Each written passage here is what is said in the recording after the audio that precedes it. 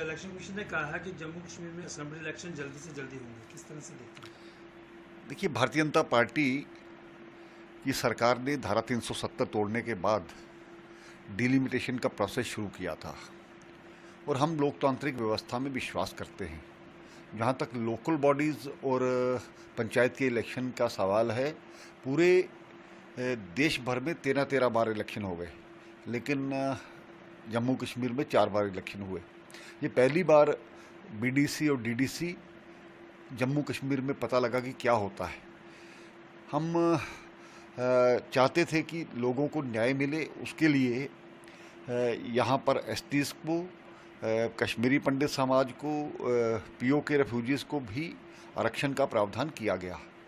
लद्दाख अलग होने के बाद यहाँ पर सीटें भी बढ़ाई गई, तो अब ये सारा प्रोसेस पूरा हो चुका है, तो स्वाभाविक बात है कि यहाँ पर लोगों को अपनी सरकार मिलेगी।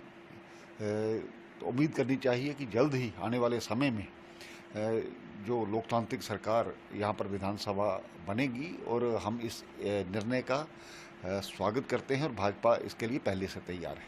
सर, इलेक्शन कमीशन ने एक चीज़ बोली है कि इस बार जो वोटिंग हुई है, लोग बढ़ चढ़ कर भाग लिया और वोटिंग जो परसेंटेज है सबसे ज़्यादा रही। देखिए, उसका कारण रहा, जो पुरानी सरकारें थी प्रयास करती थी कि यहाँ पर हुर्रियत के माध्यम से या जमायत के माध्यम से ऐसा लोगों को डर से भयभीत किया गया था कि लोग यहाँ पर पोल ना कर सके।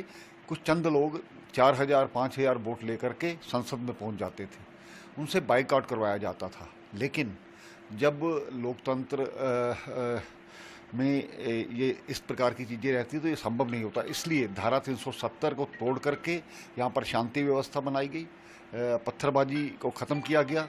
यहाँ पर जो पहले से लोकतांत्रिक सिस्टम लोगों को इन्वॉल्व किया गया, तो आज एक विश्वास बना है लोगों में। वही कारण है कि यहाँ पर इस प्रकार की पोलिंग 40 साल के रिकॉर्ड तोड़े हैं। आने वाले समय में भी अब लोग जब सरकार पर विश्वास करेंगे तो स्वाभाविक बात है कि इससे भी बेहतर परिस्थितियाँ कश्मीर में होंगी।